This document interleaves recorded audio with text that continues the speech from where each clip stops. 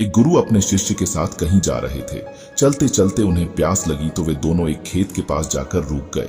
खेत की हालत देखकर लगता था कि खेत का मालिक खेत पर जरा भी ध्यान नहीं देता है। उन्होंने देखा खेत में एक घर भी है। दोनों जाकर दरवाजा खटखटाते हैं। घर में से एक आदमी, उसकी पत्नी और 2 बच्चे बाहर आते हैं। सभी ने फटे पुराने कपड़े पहने हुए होते हैं। गुरु कहते हैं, क्या हमें पानी मिल सकता है? काफी प्यास लगी हुई है। वो व्यक्ति उन्हें पानी लाकर देता है। फिर गुरु कहते हैं, आपका खेत इतना अच्छा है, लेकिन इसमें कोई भी फसल क्यों नहीं बोई गई? व्यक्ति कहता है, हमारे पास एक भैंस है जो काफी दूध देती है, जिसे बेचकर और पीकर हमारा गुजारा हो जाता है, इसलिए बेवजह खेती क्यों करूं? गुरु कहते हैं, क्या हम आज की रात यहाँ रुक सकते हैं? कल सुबह होते ही हम यहाँ से निकल जाएंगे। व्यक्ति कहता है, ठीक है, आप यहाँ रुक सकते हैं। आधी रात होते ही गुरु अपने शिष्य से कहते हैं, उठो, हमें अभी के अभी यहाँ से निकलना है, लेकिन जाने से पहले हम इस व्यक्ति की भैंस को पहाड़ से गिराकर मार देंगे। यह सुनकर शिष्य को काफी बुरा, लेकिन वो अपने गुरु की बात टाल नहीं पाया।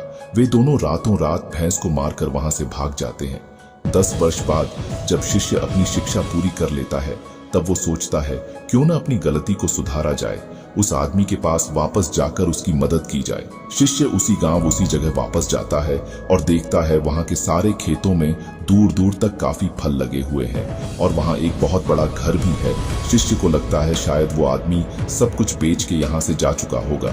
शिष्य वहां से वापस जाने लगता है, तभी वहां घर के आगे एक कार आकर रुकती है।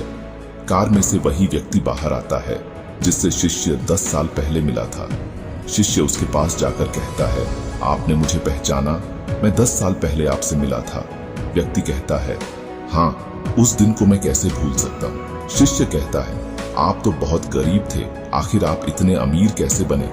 व्यक्ति कहता है, क्या बताऊं, आपके जाने के बाद मेरी भैंस की मौत हो गई। मैं कुछ दिन काफी दुखी रहा, परेशान रहने लगा, लेकिन जीवन जीने के लिए कुछ तो करना ही था। मैं लकड़ियां काटकर बेचने लगा, जिससे कुछ पैसे आए तो मैंने खेत की बुआई कर दी। फिर उससे और पैसे आए तो मैंने सारी जगह खरीद ली और फलों की बुआई करवा दी। और आज मैं आसपास के इलाकों में फलों का सबसे बड़ा व्यापारी हूँ और मेरे पास लाखों रुपए हैं। अगर उस दिन भैंस की मौत नहीं हुई होती तो आज मैं इतना सफल नहीं हुआ होता। दोस्तों, इस कहानी से यह साफ पता चलता है कि जीवन में हर परेशानी आपके लिए एक बड़ा मौका लेकर आती है। अगर अभी आपके जीवन में परेशानी आई है तो यकीन मानो एक बहुत बड़ी सफलता भी अपने साथ लेकर आई है। यकीन मानिए, बुरे वक्त में आपने हिम्मत नहीं हारी तो आने वाले समय में आप बेहद सफल होने वाले हैं।